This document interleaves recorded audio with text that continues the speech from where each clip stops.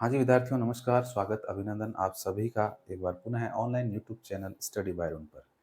प्रिय विद्यार्थियों, शिक्षा मनोविज्ञान विषय का हम अध्ययन कर रहे हैं और इस विषय के अंतर्गत हमारा जो टॉपिक चल रहा है वर्तमान में वो है व्यक्तित्व। व्यक्तित्व के अर्थ है, परिभाषाएँ हैं, विशेषताएँ हैं, व्यक्तित्व के प्रकार है, व्यक्तित्व के सिद्धांत है, इन सब के बारे में हम जो है विस्तृत अध्ययन कर चुके हैं। अगर आपने वो वीडियो नहीं देखे हैं, तो पहले आप उन्हें जाके देख लें ताकि व्यक्तित्व टॉपिक को लेकर के जो एक एक समझ है, एक बेसिक अंडरस्टैंडिंग है, वो आपकी क्लियर हो जाए।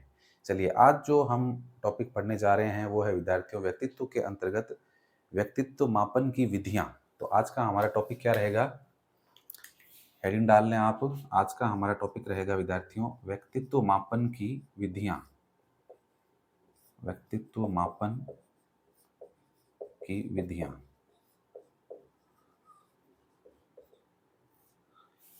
ये आज का हमारा टॉपिक रहने वाला है, व्यक्तित्व मापन की विधियाँ।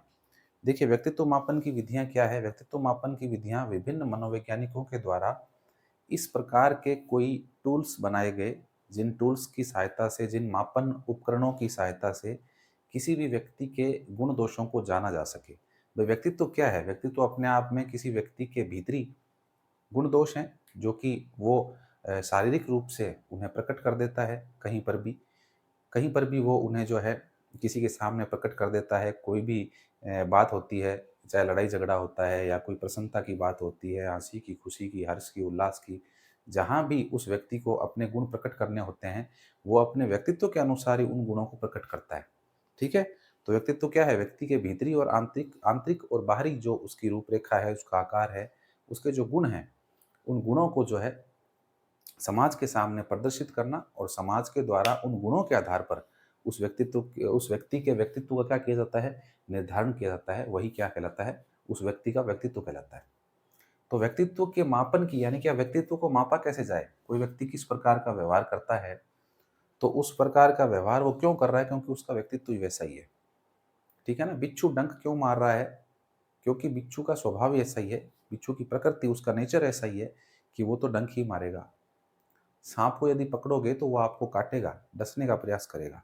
क्यों? क्योंकि उसकी प्रकृति ऐसी है, उसका व्यवहार ही इसी तरह का है। ठीक है ना? तो ये जो मापन की विधियाँ हैं, इन मापन की विधियों का प्रयोग हम क्यों करते हैं? क्योंकि हमें मापना है, किसे मापना है? व्यक्तित्व को मापना है कि भाई किसी व्यक्ति का व्यक्तित्व किस प्रकार का है। पता कैसे चलेगा हमें किसका व्यक्तित्व कैसा है? तो उसको मापने के लिए ऐसा तो नहीं है हम किसी से जाके पूछ लेंगे, हाँ भाई तू तेरा व्यक्तित्व कैसा है? तो क्या वो हमें बता देगा? क्या वो अपनी मूल बात हमें बता देगा? नहीं बताएगा। बहुत से व्यक्ति हैं जो अपनी जो मूल बातें होती है, जो अपनी सच्चाई जो होती है, वो दूसरों के सामने प्रकट कर देते हैं, लेकिन बहुत से लोग हैं जो नहीं कर पाते हैं, छुपा के रखते हैं उनको। इसीलिए तो व्यक्तित्व शब्द जो है वो पर्सोना से बना है, पर्सनैलिटी शब्द पर्सोना से लिया है, क्योंकि पर्सोना का मतलब ही मुखौटा है, आवरण है। चेहरे के ऊपर कोई ना कोई आवरण आपने लगा लिया, तो आपका व्यवहार जो है उसी के अनुरूप होने लग जाता है। आपने राक्षस का मुखौटा लगा लिया तो आपको देखने वाले लोग आपको राक्षस समझेंगे। एक बार तो समझेंगे ना, भई आप रोल प्ले कर रहे हो राक्षस का, मुखौटा लगा लिया तो आपका व्यवहार भी कैसा हो गया? उस राक्षस जैसा हो गया। आपने अगर हनुमान जी का मुखौटा लगा लिया, तो आपका व्यवहार कैसा हो गया? हनुमान जी जैसा हो गया। आप अपने आप को हनुमान समझ रहे हो, वैसा ही व्यवहार प्रकट कर रहे हो आप हनुमान जी जैसा। ठीक है ना? तो जैसा व्यक्ति का व्यवहार होता है, जैसे उसके गुण दोष होते हैं, उन्हीं को व्यक्ति जो है वातावरण के अंदर क्या करता है? प्रकट करता है। तो अब वो उसके गुण दोष क्या हैं? उसका व्यक्तित्व कैसा है? उसको हम कैसे पता करेंगे? तो उसे पता करने के लिए मनोवैज्ञानिकों ने व्यक्तित्व मापन की क्या बनाई है? विधियाँ बनाई है, कुछ टूल्स बनाए हैं, औज़ार बनाए हैं, ऐसे मापन के उपकरण बनाए हैं, जिनकी सहायता से किसी भी व्यक्ति के व्यक्तित्व को हम आसानी से जान सकते हैं। 100% तो श्योरिटी नहीं है, लेकिन हाँ, काफ़ी हद तक हम जो है सही अंदाज़ा लगा सकते हैं, पता कर सकते हैं कि एक्चुअल में इस व्यक्ति का व्यक्तित्व किस प्रकार का है। अब देखिए, 1-2 व्यक्ति का व्यक्तित्व मापन करना होता है तो अपन मिल के बातचीत करके व्यवहार कर लेते हैं। भई किसी का व्यक्तित्व आपको जानना है, किसी से आप आज मिले हो, आप उसके साथ में व्यवहार कर रहे हो, तो 1 दिन, 2 दिन, 10 दिन, महीना, 6 महीना आप उसके व्यक्तित्व को जानने लग जाओगे। लेकिन अगर आप सोचिए कि बहुत बड़ी संख्या में हज़ारों लोगों का व्यक्तित्व मापन करना है, तो कोई एक-एक को बुला-बुला के थोड़ी करोगे, पता नहीं कितने टाइम लग जाए, कितने महीने लग जाएँगे उनके व्यक्तित्व को जानने के लिए। तो बड़ी संख्या में जब लोगों के व्यक्तित्व का मापन करना हो, तो कुछ विधियाँ हैं जिनको हम प्रयोग में लेते हैं। उन विधियों के द्वारा ही जो है व्यक्तित्व का क्या होता है? मापन होता है। तो देखिए मनोविज्ञान में जो व्यक्तित्व मापन की विधियाँ हैं विद्यार्थियों, ये विधियाँ जो है 4 प्रकार की है। ध्यान रखना आप, व्यक्तित्व मापन की जो विधियाँ हैं, वो 4 प्रकार की विधियाँ हैं विद्यार्थियों। और 4 प्रकार कौन-कौन से हैं देखिए, सबसे पहली, ऐसे पहले का बाद का कुछ भी नहीं है, कोई सी विधि भी अपन पहले काम में ले सकते हैं, ठीक है ना? पहले अपन बात करते हैं प्रक्षेपी विधियाँ। सबसे पहली जो व्यक्तित्व मापन की विधियाँ हैं, वो है विद्यार्थियों प्रक्षेपी विधियाँ, ठीक है? उसके बाद 2 नंबर पे बात कर लेते हैं अपन, आप इसको बोलेंगे व्यक्तिनिष्ठ विधि। व्यक्तिनिष्ठ या आप इसको आत्मनिष्ठ भी कह सकते हो, ठीक है? दोनों शब्दों का अर्थ एक ही है। क्या है अपन बात करेंगे, अभी केवल और केवल एक चार्ट के माध्यम से अपन वर्गीकरण कर रहे हैं। तो व्यक्तिनिष्ठ विधियाँ, दूसरी हो जाएगी विद्यार्थियों, तीसरे नंबर की हो जाएगी आपकी वस्तुनिष्ठ विधियाँ।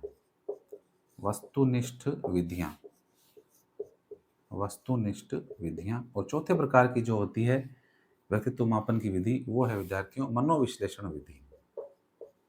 मनोविश्लेषण विधि, मनोविश्लेषण विधि, ठीक है? तो ये जो है व्यक्तित्व मापन की 4 प्रकार की विधियाँ होती है। प्रक्षेपी विधि, व्यक्तिनिष्ठ विधि, वस्तुनिष्ठ विधि और मनोविश्लेषण विधि। इन चारों विधियों में, इन चारों प्रकार जो है विद्यार्थियों विधियों के, इन चारों प्रकारों में विभिन्न प्रकार की मापन की विधियाँ हैं। उन विधियों को अपन जानने का प्रयास करेंगे कि किस प्रकार व्यक्ति का मापन, व्यक्तित्व का मापन किया जाता है, ठीक है? तो एक-एक की बात करेंगे। सबसे पहले अपन प्रक्षेपी विधि पढ़ेंगे, फिर अपन व्यक्तिनिष्ठ विधियाँ पढ़ेंगे, फिर अपन वस्तुनिष्ठ विधियाँ पढ़ेंगे और फिर पढ़ेंगे विद्यार्थियों मनोविश्लेषणात्मक विधियाँ। ये 4 प्रकार की विधियाँ, अपन इनके बारे में डिटेल में चर्चा करेंगे। तो आज जो है अपन पढ़ने वाले हैं विद्यार्थियों व्यक्तित्व मापन की प्रक्षेपी विधियाँ। तो अब ये हेडिंग आप डाल लीजिए, ये हेडिंग डालेंगे मेन हेडिंग व्यक्तित्व मापन की प्रक्षेपी विधियाँ। चलिए,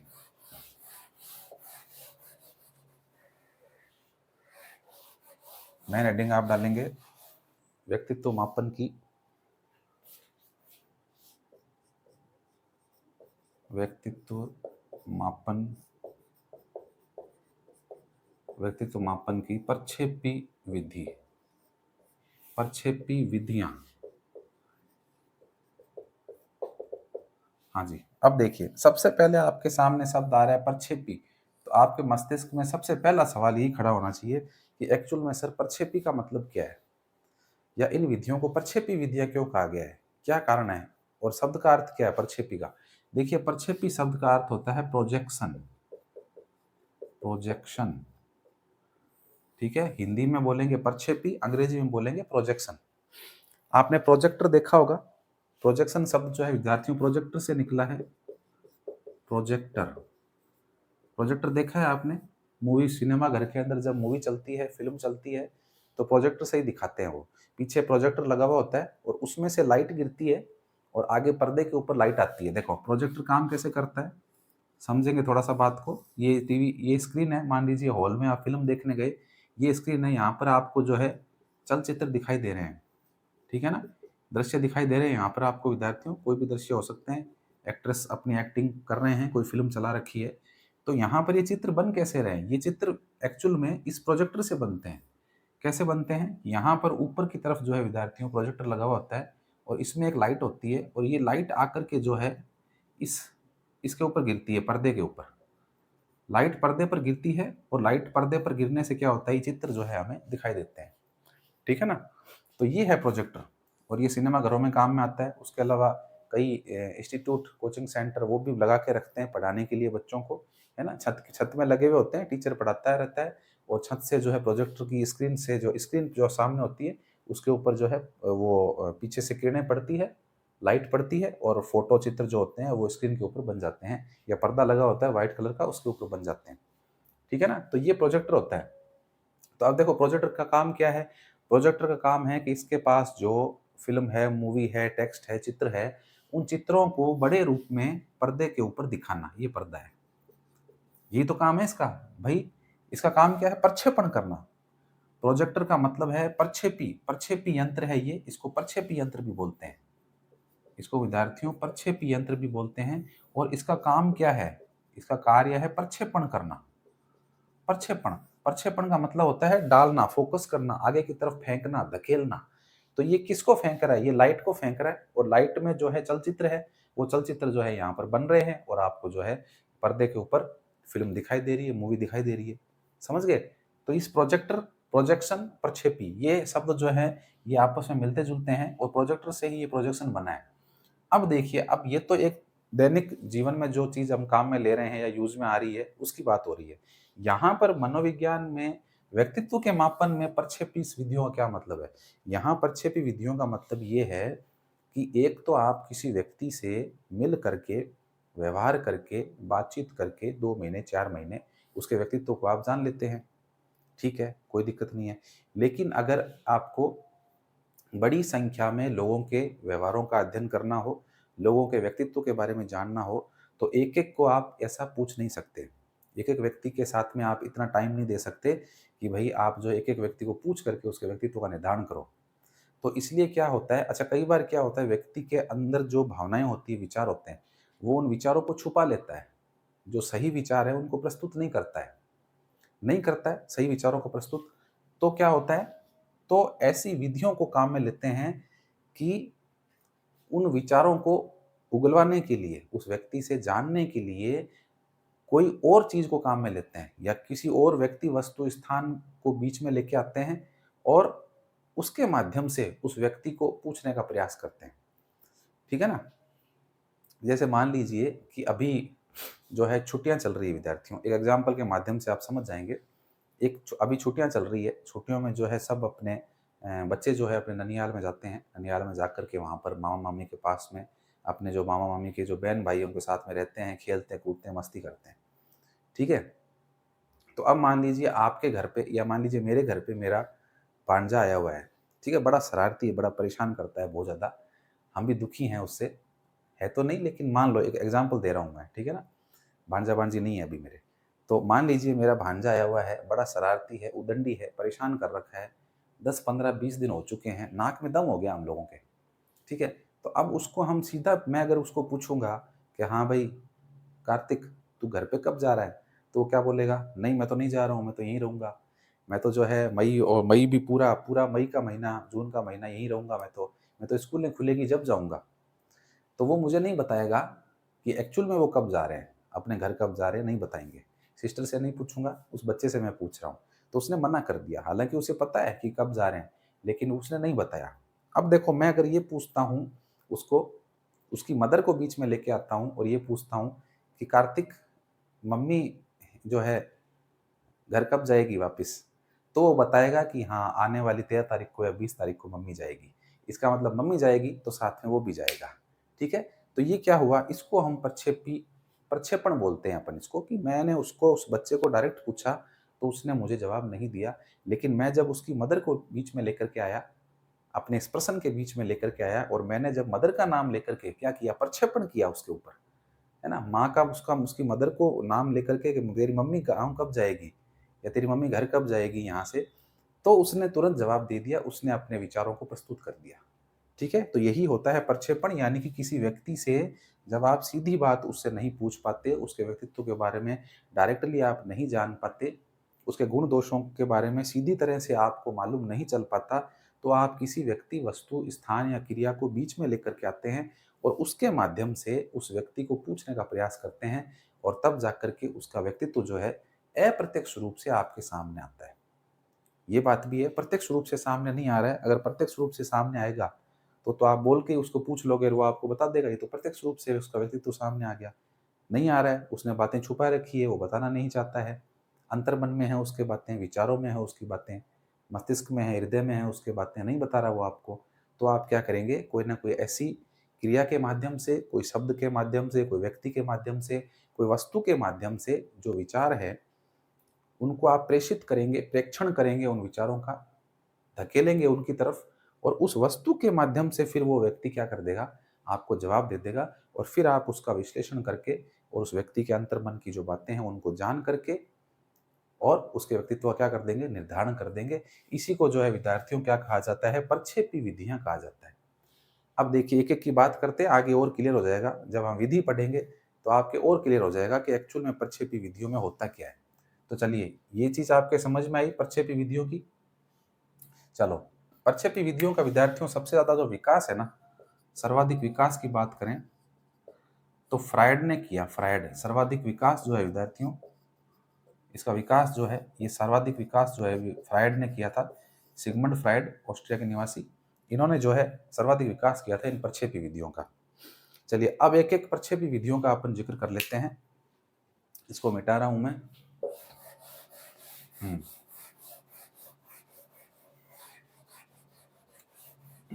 प्रक्षेपी विधियों में विद्यार्थियों पहले नंबर की विधि जो है, एक नंबर की विधि की बात करते हैं विद्यार्थियों, और एक नंबर की जो विधि है वो है शाही धब्बा परीक्षण।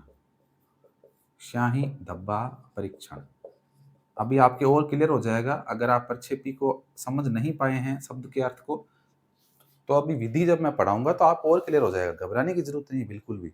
मेरी क्लास में आपको किसी प्रकार से डरने की, घबराने की विषय से जरूरत नहीं है।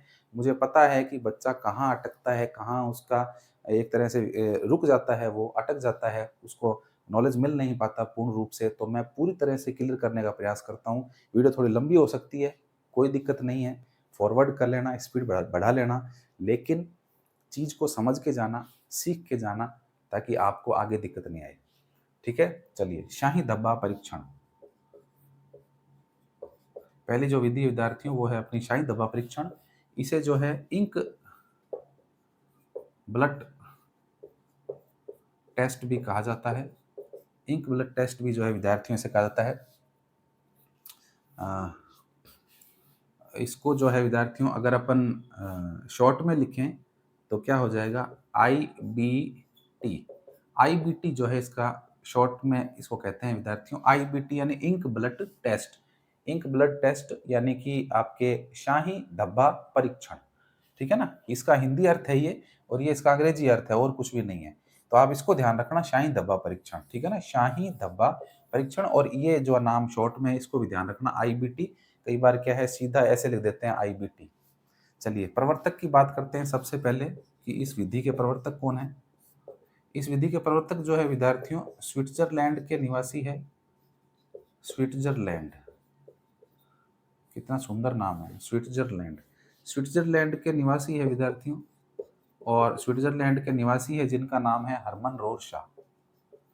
हरमन रोरशा। और इन्होंने अपने नाम पर ही जो है, देखिए रोरशा नाम पर ही जो है इसका टेस्ट का नाम शाही धब्बा परीक्षण या रोरशा शाही धब्बा परीक्षण जो है इन्होंने रख दिया था। हरमन रोरशा स्विट्जरलैंड के निवासी है। कब किया विद्यार्थियों इन्होंने ये टेस्ट, कब किया, 1921 में जो है इन्होंने ये अपना टेस्ट जो है दिया था। 1911 से लेकर 1921 तक इन्होंने जो है विद्यार्थियों परीक्षण किया था। 1911 से 1921 तक यानी कि 10 वर्ष तक विद्यार्थियों इन्होंने जो है 10 वर्ष तक क्या किया इन्होंने, परीक्षण किया था। इतना समय लगता है देखो। अपन सोचते हैं कि कोई भी वैकेंसी आई, हम 2 महीने तैयारी करें और नौकरी लग जाए, ऐसा नहीं होता है। लंबा अभ्यास करना पड़ता है, प्रैक्टिस करनी पड़ती है, जब जाके चीज़ें हमें समझ में आती है। और जब हम पेपर क्वालिफाई कर पाते हैं, हार मान लेते हैं, एक पेपर दिया, 2 पेपर दिया, सोचते हैं हमारा सिलेक्शन नहीं होगा, ऐसा नहीं है। ये देखो 10-10 साल दिए इन्होंने, जब जाकर के इस तरह का परीक्षण सामने लेकर के आए हैं, और अब अपन इसको पढ़ रहे हैं। तो 10 वर्षों तक इन्होंने जो है परीक्षण किया था, और परीक्षण करने के बाद में 1921 के अंदर जो है विद्यार्थियों ये अपना जो टेस्ट है इसको रिलीज कर दिया, जिसका नाम है शाही धब्बा परीक्षण, रोरशा का शाही धब्बा परीक्षण। ठीक है, अब देखिए इसमें महत्वपूर्ण बात क्या है। सबसे पहले तो अपन जो है इसमें लिख लेते हैं कि भाई इस परीक्षण में किस सामग्री को प्रयोग में लेते हैं, है ना। तो परीक्षण की सामग्री क्या है, कि भाई परीक्षण में कौन सी सामग्री को काम में लेते हैं। तो इस परीक्षण की जो सामग्री है विद्यार्थियों वो 10 कार्ड होते हैं। ये ध्यान रखना है आपको, 10 कार्ड होते हैं। आपने ताश के पत्ते देखे होंगे, ताश के पत्ते, ताश के पत्ते थोड़े छोटे होते हैं, ये थोड़े ताश के पत्ते से थोड़े से बड़े होते हैं। बड़े बड़े कार्ड होते हैं, मोटे मोटे, ठीक है ना, ताश के पत्तों से बड़े होते हैं थोड़े। 10 कार्ड होते हैं विद्यार्थियों। इन 10 कार्डों में अगर अपन बात करें तो 10 कार्डों के अंदर देखिए आपको ध्यान रखना है, प्रश्न यहीं से आता है। हाँ, 5 कार्ड जो है, 5 कार्ड जो है विद्यार्थियों वो काले सफेद होते हैं, ये ध्यान रखना, काले प्लस सफेद। 5 जो कार्ड होते हैं वो काले सफेद होते हैं। 2 कार्ड जो है, 2 कार्ड जो है वो लाल काले होते हैं विद्यार्थियों, लाल काले होते हैं, प्लस सफेद भी लिख लें आप, लाल काले सफेद, ठीक है। लाल काले सफेद होते हैं विद्यार्थियों 2 कार्ड, ये द है। चलिए, और पीछे कितने बचे? 5 और 2 7, 3 बच गए ना, 3 कार्ड। 3 कार्ड जो है विद्यार्थियों ये बहुरंगी होते हैं, बहुरंगी यानी कई सारे रंग इसके ऊपर बने हुए होते हैं। चलिए, इसमें से प्रश्न आते हैं कि 5 कार्ड काले होते हैं, 2 कार्ड लाल काले होते हैं, इसमें से प्रश्न आते हैं, तो ये आपको अच्छी तरह से याद होना चाहिए। अब देखो इसमें भी महत्वपूर्ण क्या है विद्यार्थियों, 5 कार्ड इसके जो है कैसे होते हैं? काले होते हैं।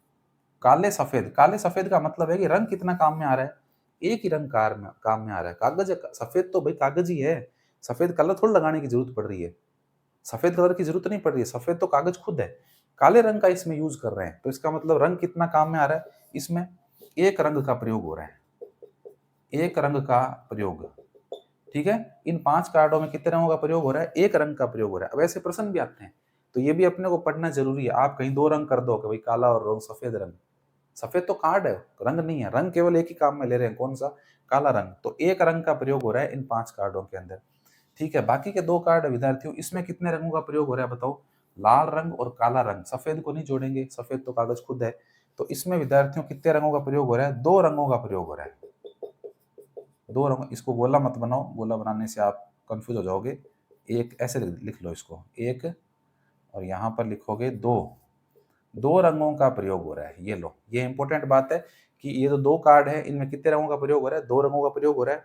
अच्छा, ये जो कार्ड होते हैं विद्यार्थियों, एक बात और, ये कार्ड लाल काले रंग इसमें इस्तेमाल में लेते हैं। आपको पता होना चाहिए कि लाल और काला रंग जब आप मिलाते हैं तो कत्थई रंग बनता है। कत्थई पान में डालते हैं ना, कत्था, पान में कत्था डालते हैं। कभी मीठा पान खाया हो तो आपने, जर्दे वाला नहीं, मीठा पान, मीठा पान आपने खाया है तो उसमें लाल और आप कत्था डालते हैं, उसके अंदर लगाता है पान वाला चूना और कत्था लगाता है। तो कत्थे का जो कलर होता है ना, वो कलर कैसे बनता है? लाल और काले रंग से।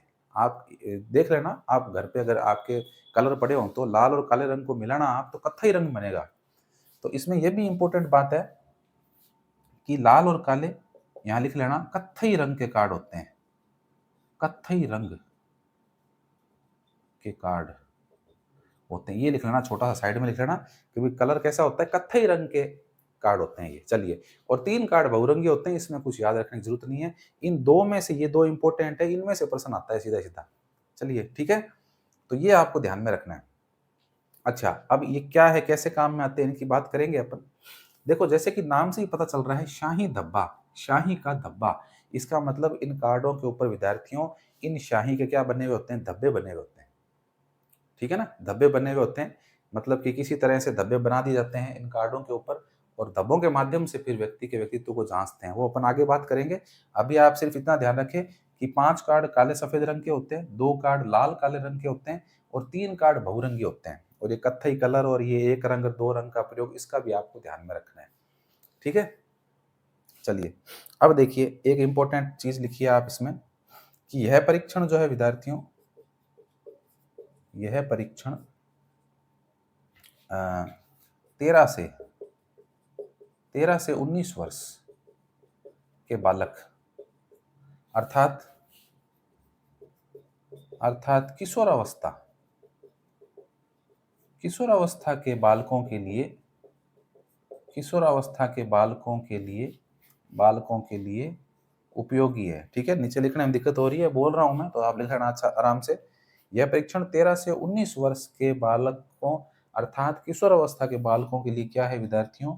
उपयोगी है, ठीक है ना, उपयोगी है। देखो, 13 से 19 वर्ष वैसे किशोर अवस्था का टाइम होता है, टीन एज बोलते हैं आप इसको, 13 टू 19 टीन एज, 13 से लेके 19 तक का जो टाइम पीरियड है उम्र का, वो क्या कहलाता है? किशोर अवस्था कहलाता है, टीन एज कहलाता है। तो ये जो टीनेजर जो बच्चे हैं किशोर अवस्था वाले, उनके ऊपर इस प्रयोग को जो है किया जाता है, ठीक है। चलिए, लिख लिया इतना आपने? नहीं लिखा है तो स्क्रीनशॉट ले लो, फिर अपन आगे चलते हैं। हाँ, आपने ले लिया होगा स्क्रीनशॉट।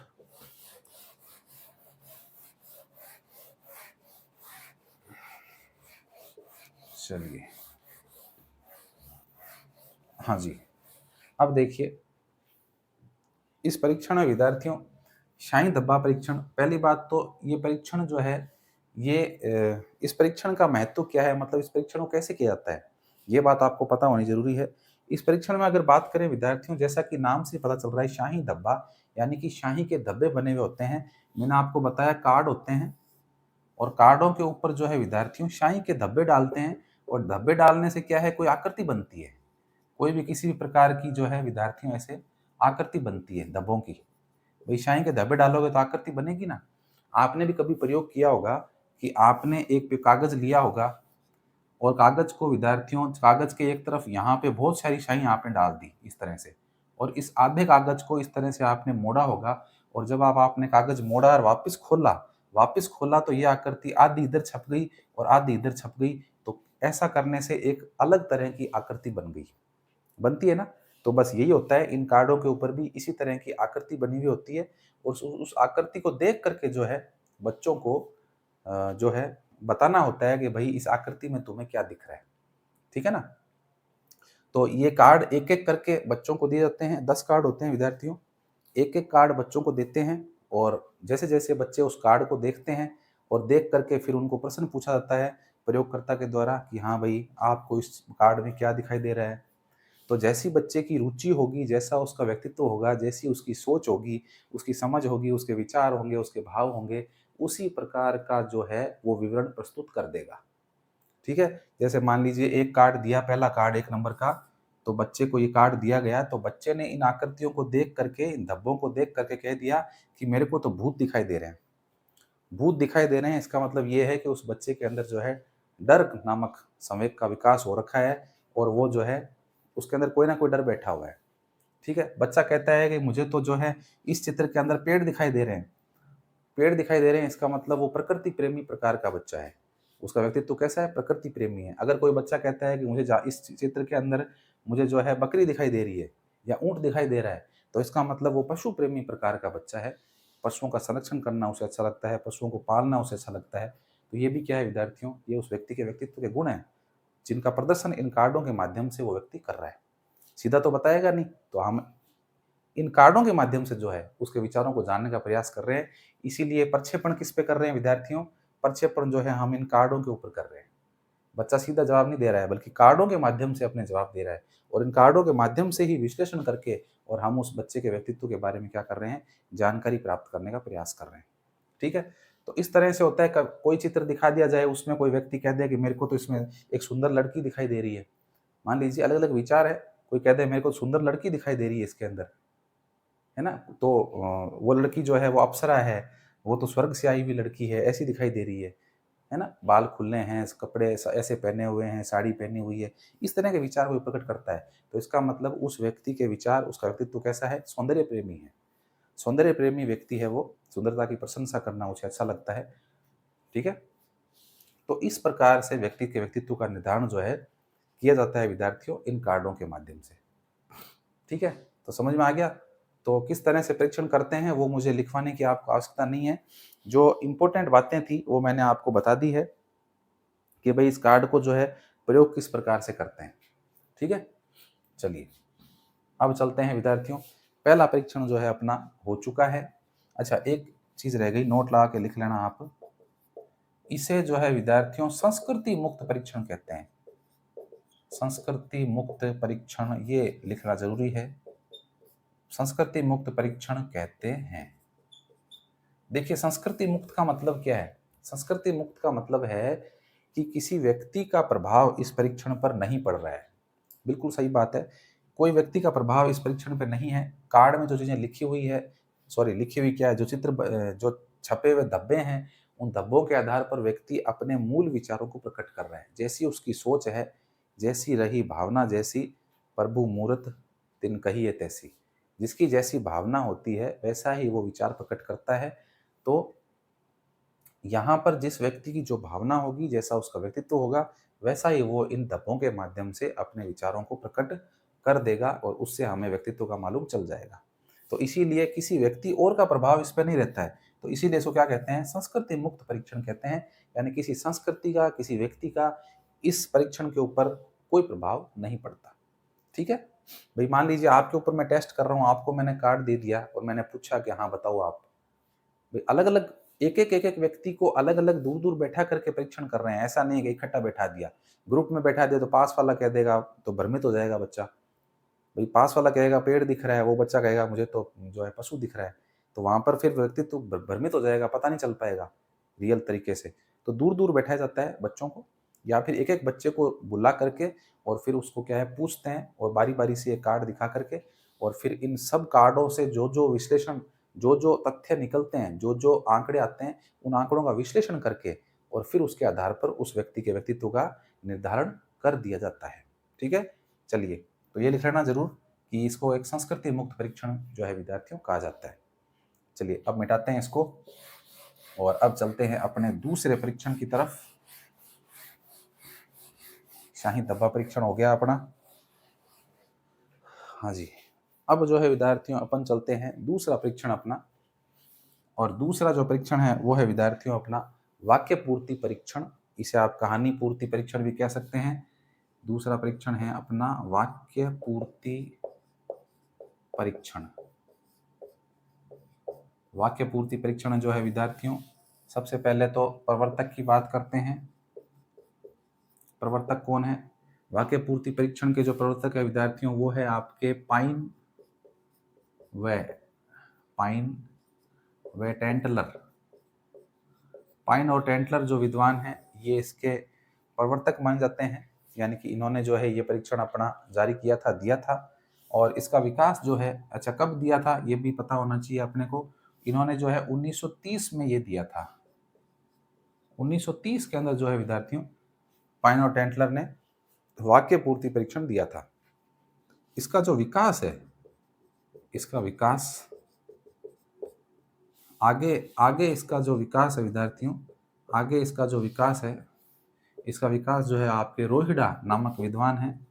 रोहिड़ा नामक वैज्ञानिक है, मनोवैज्ञानिक है। रोहिड़ा और एक का नाम है हाइड्रेथ। हाइड्रेथ रोहिड़ा और हाइड्रेथ जो है विद्यार्थियों, इन्होंने 1940 के अंदर इसका विकास किया था। ये बात भी आपको पता होनी चाहिए। प्रवर्तक तो ये है, देने वाले तो पाइन और टेंटलर है, लेकिन आगे इसका विकास किसने किया था? रोहिड़ा और हाइड्रेथ ने किया था। अच्छा, एक चीज अपने को भारतीयकरण भी पता होना चाहिए विद्यार्थियों कि इस टेस्ट का भारतीयकरण किसने किया? इस टेस्ट का भारतीयकरण, भारतीयकरण का मतलब है कि भारतीय स्तर पर भारत में जो है इस टेस्ट को बनाने का या फिर आप कह सकते हो इसको अपग्रेड करने का, यानी कि भारतीय जो संस्कृति है, भारतीय कला है, भारतीय जो जीवन है, उसको लेकर के इसमें जो बदलाव किया है वो किसने किया था? वो किया था विद्यार्थियों डॉक्टर विश्वनाथ ने। डॉक्टर विश्वनाथ, इन्होंने जो है डॉक्टर विश्वनाथ ने, ध्यान रखना, इस टेस्ट का भारतीयकरण किया था।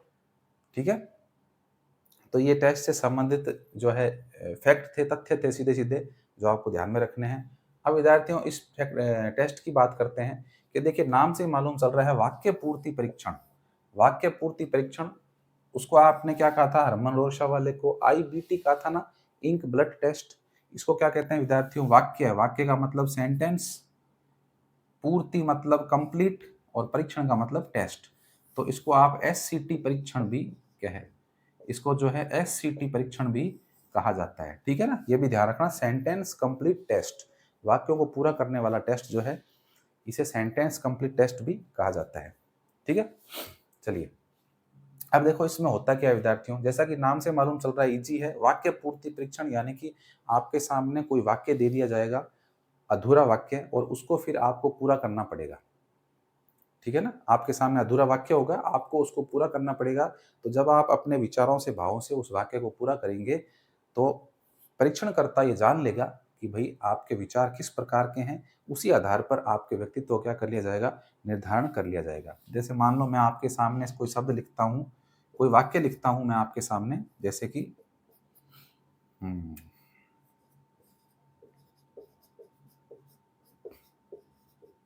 ये लिख दिया। अब ये मैंने खाली छोड़ दिया, ये आपको भरना है।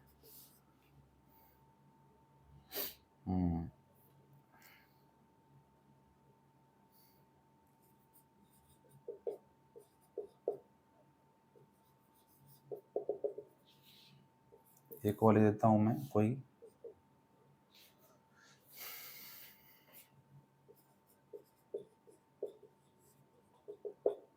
ये लो, इस तरह से मैंने आपके सामने कुछ शब्द लिख दिए और मैंने कह दिया कि इन शब्दों के आधार पर आप क्या करो, वाक्य की पूर्ति करो। तो अब आपके जैसा आपका व्यक्तित्व होगा, जैसे आपके विचार होंगे, उनके आधार पर आप इनको जो है पूरा कर देंगे, है ना? इन वाक्यों को आप पूरा कर देंगे अपने आधार पर। अगर आप कोई सौंदर्य प्रेमी व्यक्ति हैं, तो आप रोमांटिक रूप से किसी गाने के रूप में इसको पूरा कर देंगे कि भई कोई गाना है ना? कोई रोमांटिक सॉन्ग है, तो उसके आधार पर आप पूरा कर देंगे। आप आध्यात्मिक हैं, तो आप जो है भक्ति भावना से पूर्ण होकर के एक भगवान को लेकर के और उस लाइन को आप पूरा कर देंगे, ठीक है? आपकी सोच समझ जैसी होती है, वैसा आप जो है उस वाक्य को पूरा कर देंगे। समाज को लेकर, दुनिया को लेकर आपकी जो सोच है, उसको लेकर के आप उसको पूरा कर देंगे, है ना? जो आपका विचार है दुनिया के प्रति, दुनिया कैसी है, अच्छी है, बुरी है ना? तो उसको लेकर के आप अपने विचार क्या कर देंगे, यहाँ पर व्यक्त कर देंगे। तो इसके आधार पर जो है विद्यार्थियों, फिर क्या कर लिया जाएगा, आप जिस प्रकार से वाक्यों को पूरा करेंगे और उन वाक्यों को पूरा करने के आधार पर लास्ट में फिर सारे वाक्यों को देखा जाएगा, विश्लेषण किया जाएगा, एनालिसिस किया जाएगा कि आपके विचार किस तरह के निकल के आ रहे हैं और उसके आधार पर ही आपके व्यक्तित्व को क्या कर दिया जाएगा, निर्धारण कर दिया जाएगा। ठीक है? तो ये आपका वाक्य पूर्ति परीक्षण है। आप इसको लिख लें, आराम से लिख लें आप इसको। लिखा नहीं है तो आप इसका स्क्रीनशॉट ले लें, कोई दिक्कत नहीं है।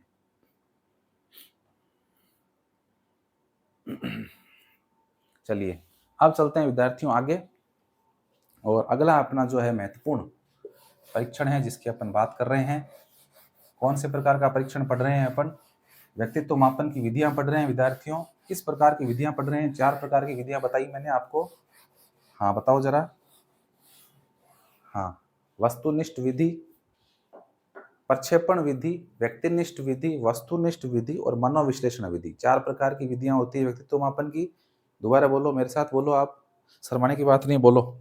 कोई नहीं सुन रहा है आपको, पढ़ने में कोई शर्म नहीं है। बताओ, व्यक्तित्व मापन की विधियां कितने प्रकार की? 4 प्रकार की। पहले प्रकार की कौन सी लिखवाई मैंने? आगे पीछे से कोई फर्क नहीं पड़ता है, आपको चारों के नाम पता होना चाहिए। पहले नंबर पे कौन सी लिखवाई मैंने? प्रक्षेपी विधियां। दूसरे नंबर पे व्यक्तिनिष्ठ विधियां, जिसे आत्मनिष्ठ विधि भी कहते हैं। तीसरे नंबर पे कौन सी लिखवाई मैंने आपको? वस्तुनिष्ठ विधियां। और चौथे नंबर पे मनोविश्लेषणवादी विधियां। 4 विधियां हैं। उन विधियों के अंतर्गत हम विभिन्न विधियां हम पढ़ रहे हैं।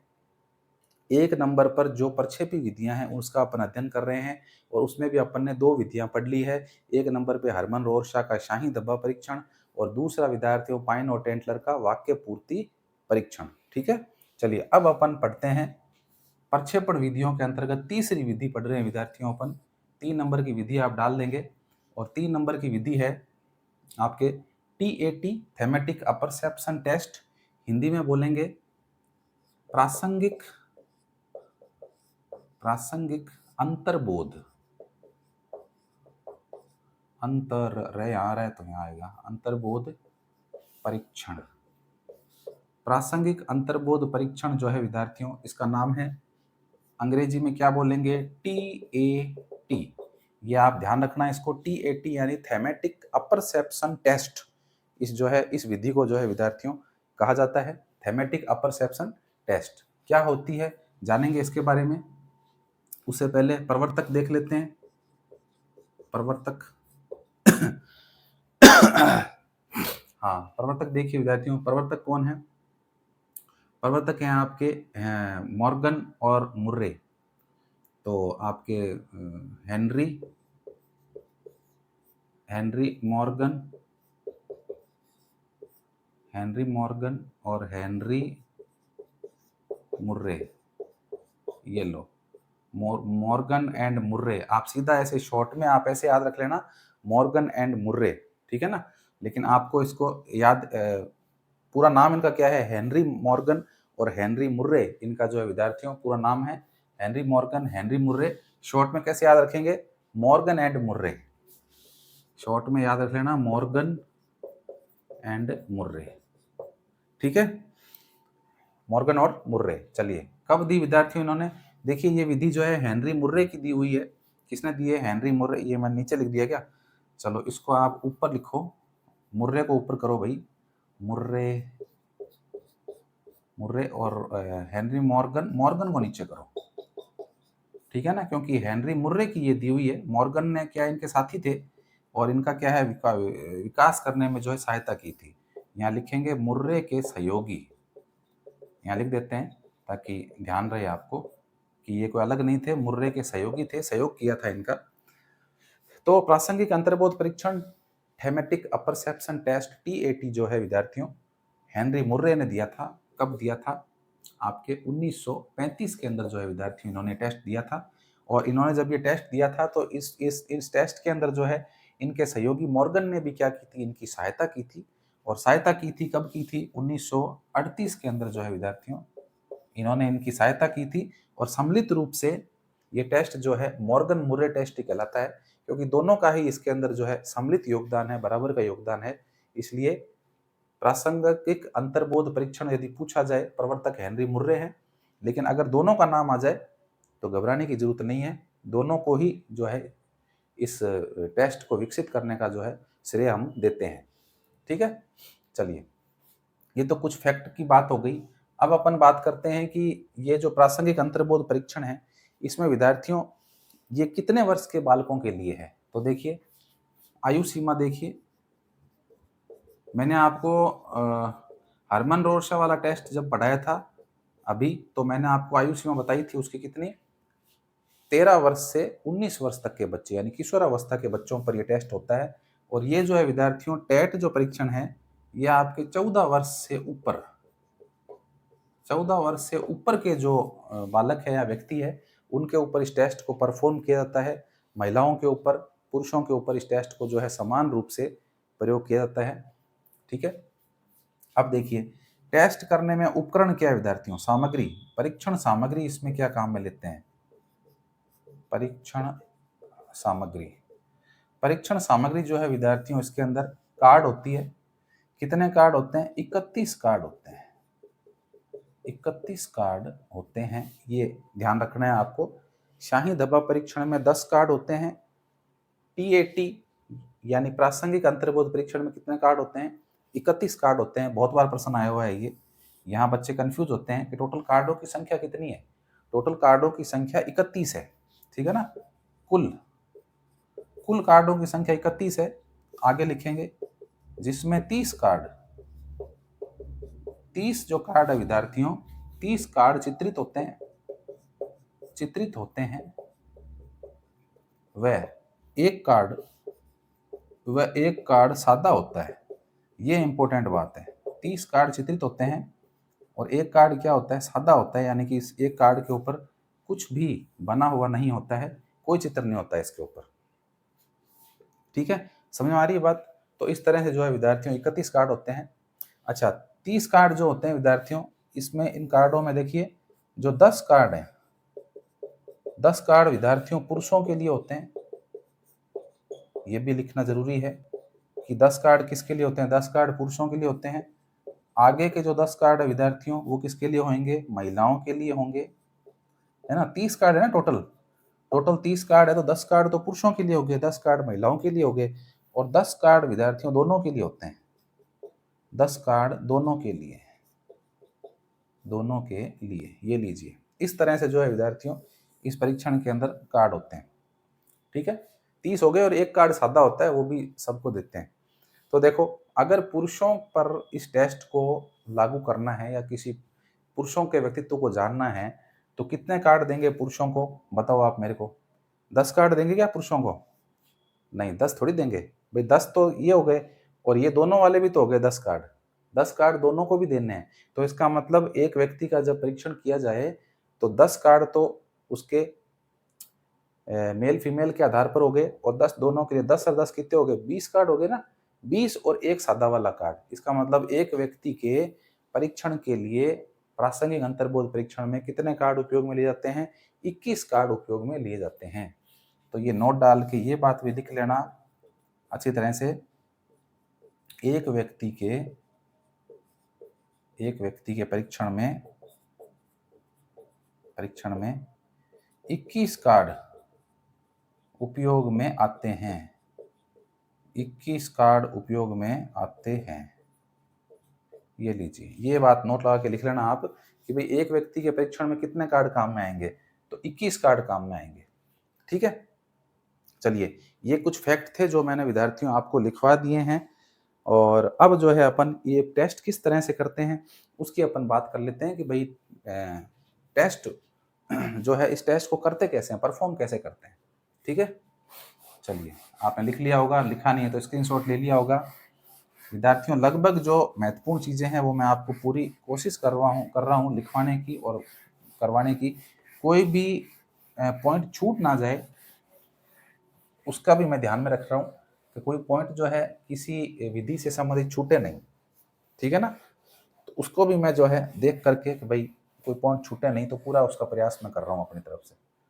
चलो हाँ, तो अब अपन बात कर रहे हैं इसकी इस टेस्ट को करते कैसे हैं, यानी कि परीक्षण की विधि क्या है। परीक्षण की विधि, देखो विद्यार्थियों इस परीक्षण को करते कैसे हैं। इस परीक्षण में क्या होता है, जैसा कि मैंने बताया आपको कि 31 कार्ड होते हैं, एक व्यक्ति के लिए 21 कार्डों का प्रयोग करते हैं। तो जैसा कि नाम से ही पता चल रहा है, थेमेटिक अपर्सेप्शन टेस्ट, यानी कि इन कार्डों के ऊपर चित्र बने हुए होते हैं और उस व्यक्ति को जिसके ऊपर परीक्षण करना है उस व्यक्ति को एक एक कार्ड दिखाते हैं और कार्ड दिखा करके उस व्यक्ति को कहा जाता है कि अब तू इस कार्ड में जो चित्र बना हुआ है उसके आधार पर तू कहानी लिखने का प्रयास कर। ठीक है ना, तो 10 कार्ड देते हो आप एक व्यक्ति को। पहले दिन मान लो किसी व्यक्ति का टेस्ट करना है तो उसको आपने एक एक करके 10 कार्ड दिए बारी बारी से 5-5 मिनट के अंतराल पे, क्योंकि एक कार्ड आपने दिया फिर वो 5 मिनट की क्या लिखेगा, कहानी लिखेगा। उस कार्ड पे जो चित्र बना हुआ है उसको देख करके वो कहानी लिखने का प्रयास करेगा। फिर 5 मिनट बाद अगला कार्ड दिया जाएगा, फिर उसके ऊपर वो छोटी सी कहानी लिख देगा कि भाई ये जो कार्ड है इसमें जो चित्र दिखाई दे रहे हैं इन चित्रों में क्या हो रहा है, इन चित्रों से आपको क्या दिखाई दे रहा है, क्या समझ में आ रहा है। तो वो कहानी लिख देगा, अपने व्यक्तित्व के आधार पर लिख देगा। उसके बाद में जो है तीसरा दिया जाएगा, चौथा, पांचवा, 10 कार्ड दिए जाएंगे। तो 10 कार्डों विद्यार्थियों हर कार्ड को 5 मिनट मिल रहा है, तो 10 कार्डों में कितना मिनट हो गए, 50 मिनट हो गए। यानी कि पहले राउंड के अंदर जो है 50 मिनट व्यक्ति को मिलेंगे और 10 कार्डों से वो 10 जो है कहानियां लिख देगा। चलिए हो गए 10 कार्ड पूरे। पुरुष है मान लीजिए कोई, तो उसके 10 कार्ड पूरे हो गए। अब नेक्स्ट दिन उसको फिर बुलाएंगे 24 घंटे बाद, यानी अगले दिन फिर आएगा वो।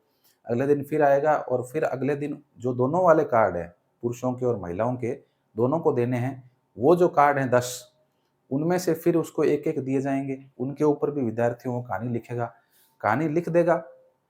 कहानी लिखने के बाद में लास्ट में फिर उसको 10 और 10 20 कार्ड हो गए ना उसके, 10 पहले दिन वाले, 10 दूसरे दिन वाले, 20 हो गए। उसके बाद लास्ट में उसको सादा वाला कार्ड दिया जाएगा जिस पर कोई चित्र नहीं होगा। उस व्यक्ति को चित्र भी बनाना होगा उस कार्ड के ऊपर और उस चित्र से संबंधित कहानी भी उसको लिखनी पड़ेगी। ठीक है, तो इस तरह से जो 2 दिन के जो निष्कर्ष आएगा उसकी जो कहानियां लिखी है चित्रों को देख करके, उन सब कहानियों का विश्लेषण किया जाएगा और विश्लेषण करने के बाद में उस व्यक्ति के व्यक्तित्व का जो है विद्यार्थियों क्या कर लिया जाएगा, निर्धारण कर लिया जाएगा कि इस व्यक्ति का व्यक्तित्व किस प्रकार का है। जैसे मान लीजिए उसको चित्र दिखाए जा रहे हैं, कोई चित्र दिखा दिया उसको गली मोहल्ले का, इसमें कुछ महिलाएं खड़ी है, कुछ पुरुष खड़े हैं। ठीक है, तो वो व्यक्ति अपने व्यक्तित्व के अनुसार जो है उस चित्र की बातें बताएगा कि वो या तो वो कहेगा कि यहाँ पर कोई झगड़ा हो रहा है, पड़ोसियों में झगड़ा हो रहा है। अगर उसके पड़ोस में झगड़ा होता है, उसके पड़ोस में इस तरह का माहौल है या वो ऐसे माहौल में रहता है, उसके घर में झगड़ा होता है, तो वो जैसे ही भीड़ देखेगा तो उसके मस्तिष्क में झगड़ा ही आएगा कि ये लोग झगड़ रहे हैं, इतने सारे लोग खड़े हैं गली में पानी के लिए या नाली के पानी के लिए, कीचड़ का देख कोई गंदगी के लिए झगड़ रहे हैं, ये कचरे के लिए लड़ रहे हैं, ये ऐसे करके विचार रखेगा। या फिर वो अगर थोड़ा सामाजिक प्रवृत्ति का व्यक्ति होगा तो वो कह देगा कि कोई मेले में जा रहे हैं ये लोग, कोई मूवी देखने जा रहे हैं, कोई फ़िल्म देखने जा रहे हैं। या फिर धार्मिक प्रवृत्ति का होगा तो वो कह देगा कि कोई ना कोई मोहल्ले के अंदर कोई ना कोई उत्सव है, त्योहार है, उस त्योहार को सामूहिक रूप से लोग जो है मनाने के लिए अपने घर से बाहर आए हैं। ठीक है? तो जैसा विद्यार्थियों व्यक्ति का व्यक्तित्व होगा, उसी प्रकार के विचार जो है वो चित्रों को देख करके प्रकट कर देगा। समझ में आ गई आपके? तो इस तरह से ये विधि जो है टीएटी, प्रासंगिक अंतर्बोध परीक्षण जो विधि है विद्यार्थियों कार्य करती है। ठीक है, चलिए अब अपन जो है अगली विधि के ऊपर चलते हैं विद्यार्थियों। ये आपकी विधि हो गई। अब चलते हैं चौथे प्रकार की विधि। और चौथे प्रकार की जो विधि है, चौथे प्रकार की जो विधि है विद्यार्थियों, वो आपके आती है चिल्ड्रन अपरसेप्शन टेस्ट। 3 विधियां पढ़ ली है अपन ने प्रक्षेपी विधियों के अंतर्गत 3 विधियों का अध्ययन कर लिया है। कौन कौन सी विधि पढ़ी विद्यार्थियों? हरमन रोशा का शाही धब्बा परीक्षण, दूसरी हमने पढ़ी थी वाक्य पूर्ति परीक्षण, पाइन और टेंटलर की दी हुई, जिसे कहानी पूर्ति परीक्षण भी कहते हैं। और तीसरी कौन सी पढ़ी अभी अभी विद्यार्थियों, बताइए मेरे को? प्रासंगिक अंतर्बोध परीक्षण, टीएटी, थेमेटिक अपरसेप्शन टेस्ट। प्रवर्तक कौन है? मुर्रे और मॉर्गन। ठीक है, बिल्कुल सही, सही जवाब। चौथी पढ़ते हैं अपन, और चौथी जो अपनी विधि है विद्यार्थियों, उसका नाम है बाल अंतर्बोध परीक्षण। बाल अंतर्बोध बाल अंतर्बोध परीक्षण। बाल अंतर्बोध परीक्षण इस विधि का नाम है विद्यार्थियों। अगर हम इसकी शॉर्ट फॉर्म लिखें तो क्या बोलेंगे इसको? Children apperception test, CAT। Cat, cat माने बिल्ली है ना, यहाँ कैट का मतलब वो बिल्ली से नहीं है। CAT मतलब children apperception test, CAT children apperception test, बाल अंतर्बोध परीक्षण। ठीक है, चलिए। तो इस विधि के प्रवर्तक, सबसे पहले विधि के प्रवर्तक कौन है विद्यार्थियों? विधि के प्रवर्तक हैं आपके लियोपोल्ड बेलक। लियोपोल्ड बेलक। याद देखो, याद हो जाएगी। बेलक, बेलक से बन गया बालक। बेलक से क्या बना लोगे आप? बालक बना लोगे। बेलक का नाम आते ही समझ जाओगे, बेलक यानी बालक। और बालक के लिए कौन सी विधि है? बाल अंतर्बोध परीक्षण विधि है। ये लो, बालकों के लिए है तो बालक, तो लियोपोल्ड बेलक, बेलक या बालक। चलो ठीक है, ये हो गई। अच्छा, ये दी कब थी? कब दी इन्होंने भाई? 1948 के अंदर इन्होंने दी थी विद्यार्थियों। 1948 के अंदर इन्होंने जो है इस विधि का प्रतिपादन किया था विद्यार्थियों। अच्छा, इस विधि का भारतीयकरण ये भी पता होना चाहिए हमने। इस विधि का जो है भारतीयकरण जो है वो विद्यार्थियों डॉक्टर उमा चौधरी ने किया था। डॉक्टर उमा चौधरी, डॉक्टर उमा चौधरी ने विद्यार्थियों इस विधि का भारतीयकरण किया था। ये भी आपको पता होना जरूरी है। उमा चौधरी कलकत्ता से हैं, कलकत्ता से हैं ये डॉक्टर उमा चौधरी। इन्होंने इस विधि का भारतीयकरण किया था। भारतीयकरण का मतलब है कि इस विधि के अंतर्गत जो चित्र वगैरह काम में लिए गए हैं, उन चित्रों में भारतीयों का समावेश किया गया। यानी कि कोई जानवरों का चित्र है, कोई पशुओं का चित्र है, तो अब अंग्रेजों ने बनाई है तो वो तो वहाँ वाले अपने जानवर लेंगे, पक्षी लेंगे, लेकिन भारत के पक्षी जानवर अलग हैं। तो फिर भारतीयकरण करने का मतलब है कि यहाँ के अनुसार बना दिया। मतलब यहाँ के जो जानवर है, पशु पक्षी हैं, उनको इस परीक्षण के अंदर क्या कर लिया? शामिल कर दिया, चित्रों में बदलाव कर दिया, अपग्रेड कर दिया एक तरह से। ठीक है ना? तो ये किसने किया है? डॉक्टर उमा चौधरी ने किया है। धन्यवाद आपका मैडम, बहुत बहुत, जो आपने इस पाश्चात्य जो एक परीक्षण है उसको भारतीय स्तर पर जो है लागू किया। चलिए, तो ये फैक्ट थे इससे संबंधित जानने के। अब देखिए इसमें परीक्षण का सामग्री क्या है विद्यार्थियों? परीक्षण सामग्री की बात करते हैं। कार्ड ही है इसके अंदर भी, और कार्डों की संख्या कितनी विद्यार्थियों? कार्ड है 10 कार्ड होते हैं विद्यार्थियों इसके अंदर। हरमन शाही रोरशा परीक्षण में भी 10 कार्ड होते हैं। तीनों में कंफ्यूज मत होना। शाही दवा परीक्षण 10 कार्ड, बाल अंतर्बोध परीक्षण 10 कार्ड, प्रसंगात्मक अंतर्बोध परीक्षण TAT कार्ड कितने? 31। ठीक है, काम में कितने आते हैं एक व्यक्ति के? 21। याद रखना इसको। तो इनमें से प्रश्न आते हैं कई बार, तो कार्डों की संख्या आपको पता होनी चाहिए विद्यार्थियों।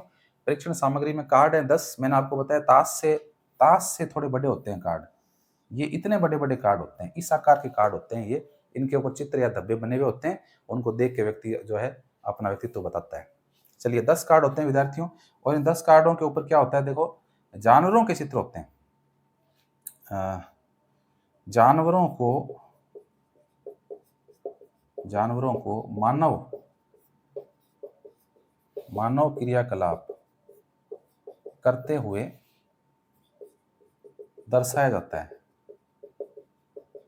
ठीक है, ये इंपॉर्टेंट बात है कि जानवरों को जो है मानवीय क्रियाएं करते हुए, मानव के द्वारा जो क्रियाएं की जाती है वो क्रियाएं करते हुए जानवरों को दर्शाते हैं। आपने पंचतंत्र देखी होगी, पंचतंत्र का कार्टून भी आता है टीवी के ऊपर। पंचतंत्र की कहानियां भी है, विष्णु शर्मा की लिखी हुई पंचतंत्र कहानियां। तो पंचतंत्र कहानियों में भी क्या होता है? जानवरों को मनुष्य की तरह बोलते हुए, बातें करते हुए, व्यवहार करते हुए दिखाया जाता है। तो बस यही समझ लीजिए आप, ये जो बाल अंतर्बोध परीक्षण है ये आपके पंचतंत्र कहानियों पर ही डिपेंड है। जानवरों को इंसानी कार्य करते हुए दिखाया जाता है। कुएं में से पानी खींच रहा है, पानी पी रहा है, बातें कर रहा है, ठीक है, एक दूसरे से लड़ रहे हैं, झगड़ रहे हैं। तो ये सारे के सारे जो है चित्र इसके ऊपर बने हुए होते हैं। तो यहाँ पर जब उमा चौधरी ने भारतीयकरण किया है, तो जानवर जो काम कर रहे हैं मानवी, तो उन जानवरों में अपने भारत के जानवरों को शामिल किया है। ऊंट है, बकरी है, घोड़ा है, गधा है, इनको शामिल किया है इन्होंने। ठीक है, ये ध्यान रखना। चलो, जानवरों को मानव क्रियाकलाप करते हुए दिखाया गया। अच्छा, आयु वर्ग की बात करें विद्यार्थियों, आयु वर्ग, तो जैसा कि हमें पता है ये बच्चों के लिए है। बच्चों के लिए है तो लगभग 3 वर्ष से 11 वर्ष के बच्चों के लिए, 3 साल से 11 साल के जो बच्चे हैं उनके ऊपर इस विधि को आप टेस्ट कर सकते हो। ठीक है, तो परीक्षण कैसे करते हैं? परीक्षण वही है कि बच्चों को जो है वो कार्ड दिए जाते हैं, विद्यार्थियों एक एक कार्ड देते हैं और उसमें जानवर क्या कार्यकलाप कर रहे हैं उसके आधार पर उन बच्चों को पूछा जाता है कि आपको क्या करते हुए जानवर दिख रहे हैं। तो कोई बच्चा अगर हिंसक प्रवृत्ति का है तो वो कहेगा ये लड़ाई झगड़ा कर रहे हैं, जानवर आपस में लड़ रहे हैं, भोजन के ऊपर लड़ाई हो रही है, इनकी पानी पे लड़ाई हो रही है। अगर कोई धार्मिक प्रवृत्ति का बच्चा है तो वो कहेंगे कि ये सब जानवर इकट्ठे हुए हैं, भजन कर रहे हैं। तो इस तरह से बच्चों के व्यक्तित्व के बारे में जो है विद्यार्थियों जानकारी मिलती है। मैं देख लेता हूँ कोई और फैक्ट रह तो नहीं गया इससे संबंधित। हाँ ठीक है, यही था, इतना ही था। तो समझ गए होंगे आप अच्छी तरह से कि इस टेस्ट के अंतर्गत जो है क्या बच्चों से किस प्रकार जानकारी हासिल की जाती है और उसी के आधार पर जो है विद्यार्थियों बच्चों के व्यक्तित्व क्या कर लिया जाता है, परीक्षण कर लिया जाता है, उनके व्यक्तित्व का मापन कर लेते हैं और बता सकते हैं कि उस बालक का व्यक्तित्व किस प्रकार का है। ठीक है, आई होप आपको अच्छे समझ में आया है। चारों विधियों को डिटेल में समझाने का प्रयास किया है मैंने। परछेपी विधियां हमने पढ़ ली है चारों प्रकार की। वीडियो लंबा हो जाएगा और विधियां अपन नेक्स्ट लेक्चर में पढ़ेंगे। तो अभी के लिए इतना ही, मिलते हैं एक और वीडियो के साथ में। जय हिंद, जय भारत, नमस्कार।